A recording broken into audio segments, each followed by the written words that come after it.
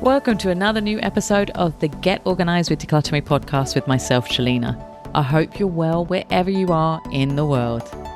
Working in various homes, I often see the same old things lying around taking up valuable real estate. They are the items that we can declutter really quickly and will be easy wins to get through the clutter pile. I wanted to share some of those with you today to help you to clear up that clutter pile with you this week. So I'm going to talk about 8 things to declutter this week.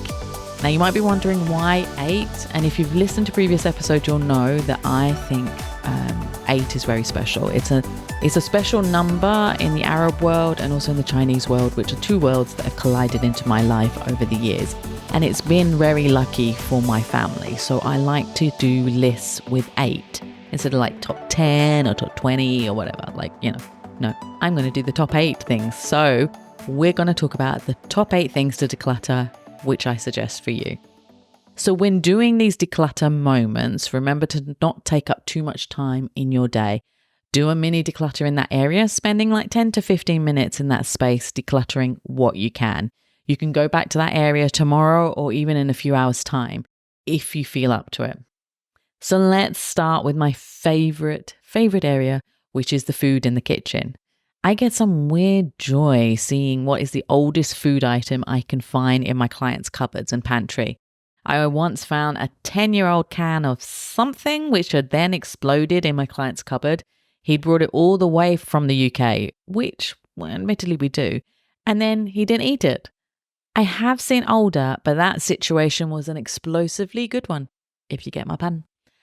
So get a rubbish bag and a box for donation and then go through one shelf at a time, checking the expiry date on the goods. If the item is canned and the date has passed, but not too long ago, you can still try and eat it. Throw away any food that is rotten, smelling bad, or has bugs in it. You see Indian spices or the flowers and stuff like that.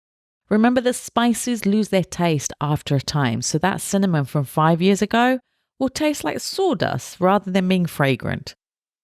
If you find items you bought that have not expired but you do not want to eat, put that in the box or bag for donation.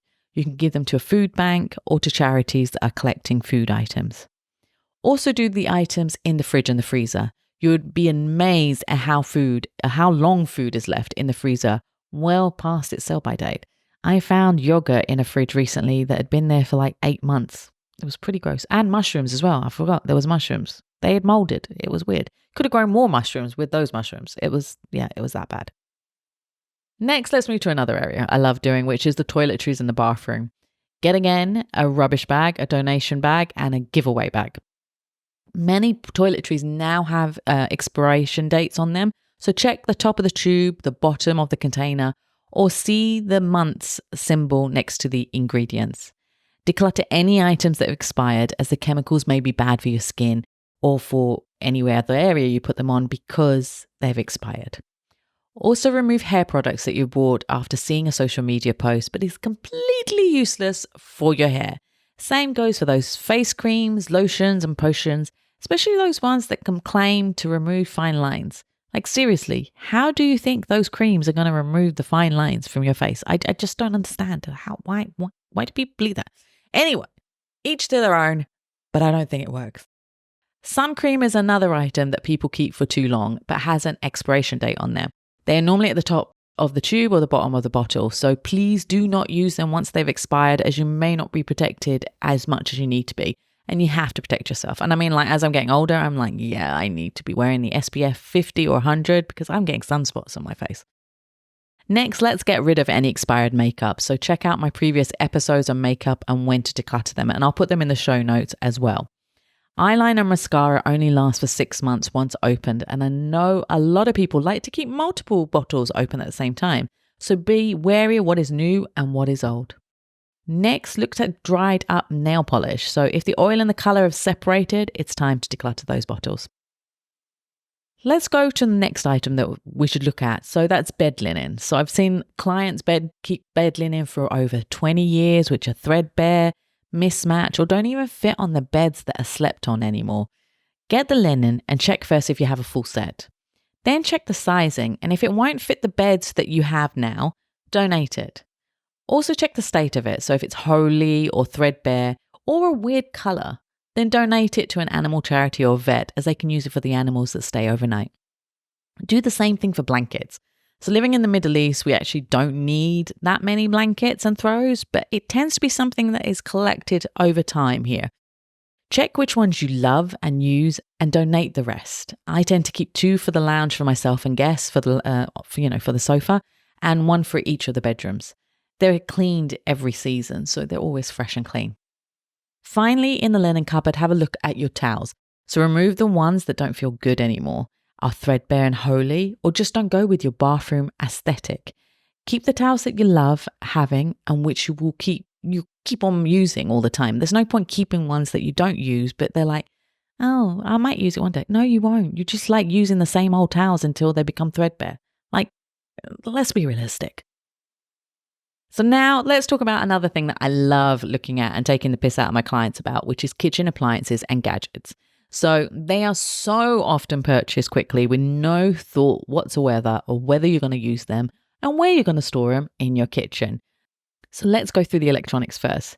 Do you have a toaster oven, a microwave, an air fryer, a crock pot, a rice cooker, a Thermomix? If you have a Thermomix and then you've got everything else, then shame on you. You need to get rid of everything else. Can you do multiple jobs with 1 or 2 less devices? If yes, get rid of the one that you really don't need, like you don't use at all. Either sell it, give it to someone who will use it, or donate it. So I have an issue with cooking rice. Like, this is a genuinely embarrassing thing to talk about, especially as an Indian brown girl, but I can't cook rice. I can't cook rice in a saucepan. I confess to you all. So I got a rice cooker. That failed on me. It was like blowing loads of smoke, like rice fumes or something. It just didn't work with me. So I ended up giving it to a friend who gave it to her sister as a present. And her sister uses it all the time successfully. I don't know what I did wrong. I seriously don't know. I'm just really bad at cooking rice. It's embarrassing. I can only eat rice if I go to my mum's or I go to a restaurant. It's that bad. I won't buy rice from supermarket. You know, like they have ready-made rice, because it's too embarrassing that I'm buying rice because I just can't cook rice. So the moral of the story was I bought a rice cooker. It failed on me, so I gave it away. So if you have the same issue, maybe with cooking rice like I do, and if you do have the same issue, please could you comment that you do, because I don't want to be the only one that has this issue. I'm so embarrassed. I'm laughing right now. Anyway, if you have gadgets that you have bought and are not using because you fail miserably at using them, give it away to someone or sell it. Like, if you've bought stuff for baking during COVID and you're actually a really terrible baker like I am, then you don't need a KitchenAid. Like, just sell it, like give it to somebody. Next, let's check your gadgets. So take them out of the drawers and see if you have multiples of the same item. So I find that clients often have like 3 or 5 or 10 peelers, 5 ice cream scoops, but they only use the 1 ice cream scoop and have ice cream once a year or once a month or something. Not very often. And they've got so many ice cream scoops. There's always that thing that you buy more than once just in case scenarios. And the thing is, nowadays, you can just buy them and they'll get delivered to you the next day or even the same day sometimes. Or you can just go to the shop and buy it. So you don't need a just in case gadget. You need just one gadget that works really well. So look at all of the things, take them out, see, put the same for same together and then choose which one you actually like. Now, I know if you're married and you have a partner, a husband or a wife, like everybody has their preference. And I've often find husbands have this thing that they have this preference for a potato peeler, even though they don't peel very often. Let them have it. Just let them have it. So have 2. That's all you need. Just 2 potato peelers. Okay. A new epidemic in the clutter cupboards is reusable water bottles. So this is something that has been growing and manifesting into kitchen cupboards over the last, I would say 3 to 4 years. So you get them as presents, you get them at networking events. I would get it as a Formula One marshal every year. There'd be a new bottle because everybody's trying to be sustainable and not use plastic bottles. So they'd give you these refillable bottles. But the thing is, if everybody is giving you a refillable bottle, you get them for free from special offers and from hotels and from networking events, and then you go buy a Stanley or the dupe from Primark, then you end up having about 50 water bottles in the house. And every family member wants to have their own special few, which ends up being like 10 to 15 each. Then that takes up valuable real estate in the kitchen cupboards.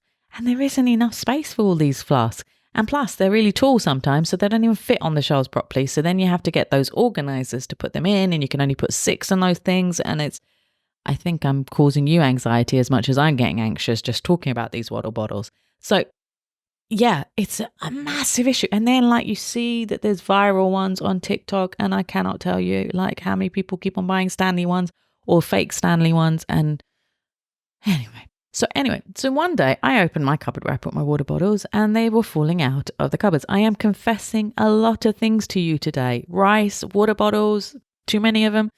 But anyway, I had too many. So I think I had about 20 of them. So then I narrowed it down. So I have one for the living room. So I have one here always with me. And then I have one in my bedroom. And I have 2 for when those 2 are getting cleaned, then I have 2, as the replacement. I have 2 water bottles in my car all the time because I'm always thirsty and I always am hot. Perimenopause will do that to you. So I need to drink constantly while I'm in the car, which is then a problem if I need to go to the toilet. But that's another issue. And then I have a really thin one to put in my handbag as well to when I go shopping and stuff. So that is 7 bottles. That's all I've got. 7 bottles. And for one person, that's still a lot, but it's bearable. But so go through that. Declutter and see, if they are, the kids love damaging the bottles. Like how many times can they drop the bottle on the ground? And they seem to drop it on like tarmac or something. So they're dented. So go through them, get rid of those. Get rid of the ones that are rubbish, don't close properly, leak, just look ugly, are embarrassing to have, if you've got like 10 from the same hotel chain, because you all went to like the same beach hotel and you were getting these bottles for free, get rid of them. And then give away the ones that are in a good state. Give them to like security guards or workers or people who will appreciate them. And the rest, if you can't get rid of them, like put them in the recycling bin. So yeah, it's a problem. It was like a few years ago, everybody had a spiralizer. Some had 2 and they weren't even using them. So now it's water bottles. I know we're being sustainable and economical and all that stuff. And there's a brand here. If you don't have the correct water bottle from them, you can't fill the water up using their machine. It was an expo. It was a con.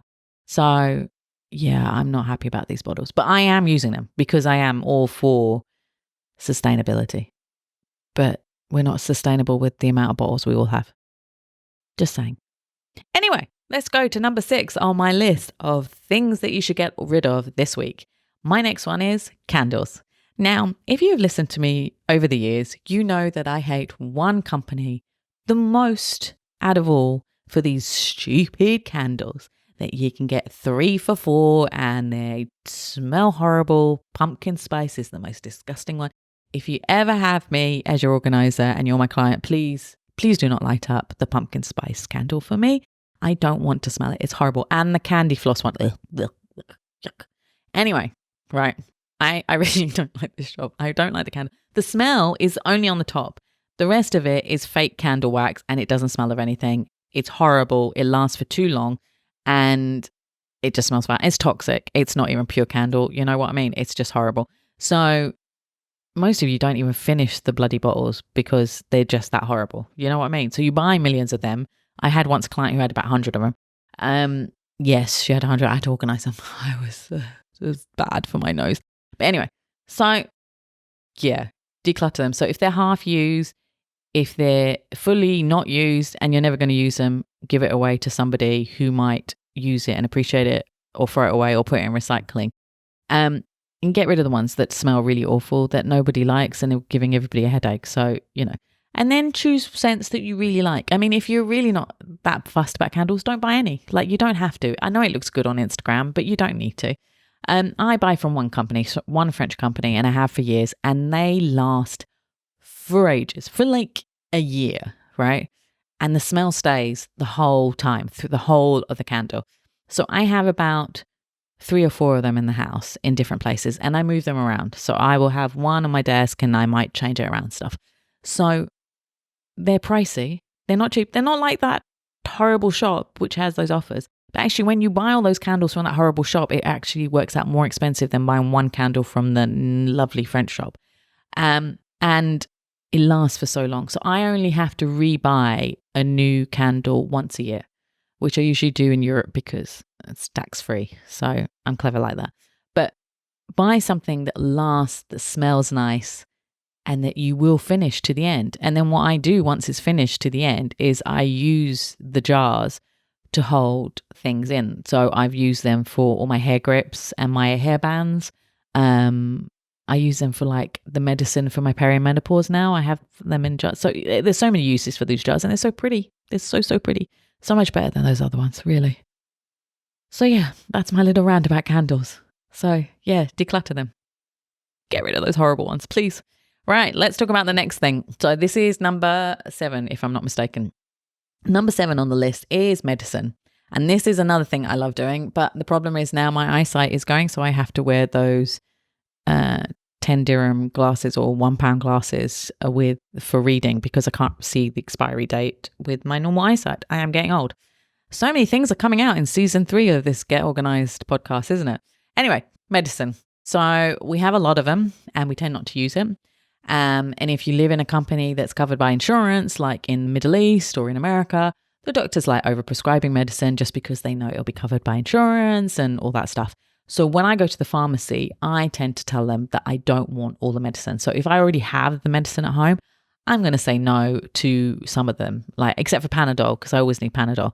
But the rest, most of the time I don't need it. So I reduce the clutter coming into my house by saying no from the beginning. And then, so do that, and that will help you to reduce what's coming in. So what I want you to do is to go around the house, everywhere, to go to the kitchen, the bathroom, the bedroom, everywhere. Get the medicine from everywhere. Sit in front of the TV and watch an amazing movie while you're doing this. And get a bag for throwing away and a bag for giving away. And then look at the expiry date. So if the product has expired, put it in the throwaway bag. If it hasn't expired and it's unopened, put it in the other bag. Because then you can give it to pharmacies or to the doctor for them to give to people, to patients who can't afford the medicine but need the medicine. So do that. And like in a lot of countries, you can go give the expired medicine or the medicine that's been opened but you don't need. You can give it to them to safely dispose of it. Unfortunately, you can't here in the UAE, and I'm not sure now what the UK are doing, because before you could go give it to pharmacies, but who knows with the UK. I mean, if you know, tell me, because I don't know anymore, because I just came back from the UK, so it's just been a bit of a mess there, really, isn't it? But anyway, let me know. If you can give it back to the pharmacies in the UK and the USA, let me know. That would be really useful to know. So do that with your medicine, and then, reduce how much is coming in after that so that you don't have to go through them all the time. But do go through your medicine every quarter to see the expiry date and to get rid of the ones so you don't have so much piling up everywhere. Finally, for number 8 of what to declutter this week, let's talk about books. Yes, books.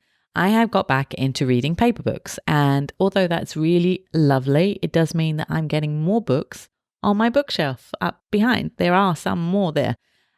So what my close friends and I are doing are, if we read a book and we finish it, we pass it on to someone. So we'll say, like I'll say to my friend, I read a book recently, which was lovely, and it was about Italy. It was amazing, very romantic.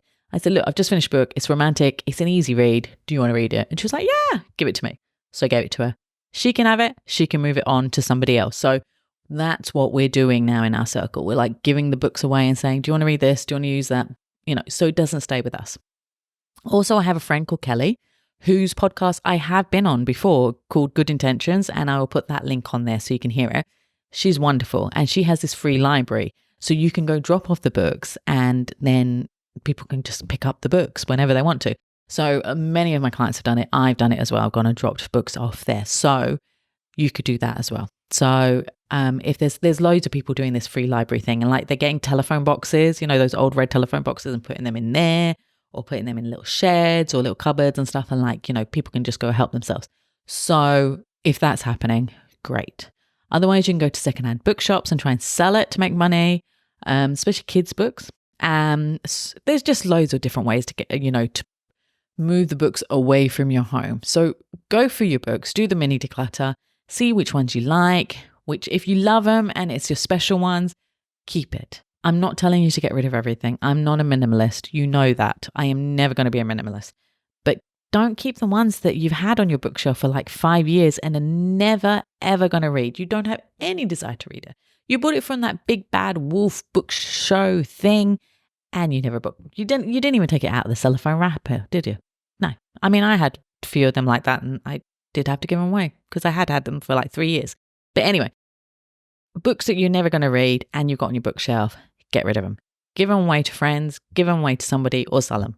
Just get them out of your shelves and truly just keep the ones that you love, enjoy and are going to treasure for life. Because, I mean, it sounds awful, but what are you going to do when you pass away? What are you going to do with all these books? Not much. And what are people who are, going to look after your stuff going to do with all those books? There's only so much they can do. Unless, of course, it's limited edition, then they can do a lot with it. But the rest, the normal books, not much at all. So I would recommend you just go through and start decluttering. It sounds like I'm doing a Swedish death cleaning episode again, which I'm not, but I have done those episodes twice before. I love talking about that stuff. I am ranting a bit on this episode today, I've noticed, and I'm confessing a lot of things. So this is the new improved Shalina on her podcast. She just rambles away and just lets you listen to her talking. So I'm going to stop now. So I've given you 8 items to declutter this week, or more than 8 items, so 8 categories of items.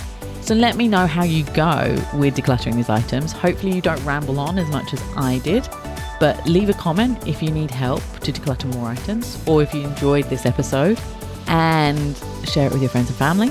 And yeah, hopefully you enjoyed it. Let me know how you go, and I will talk to you next week, hopefully with less tangents and less confessions, but more information about how to declutter and organize. So thank you again for listening, and I will speak to you next week. Take care. Bye.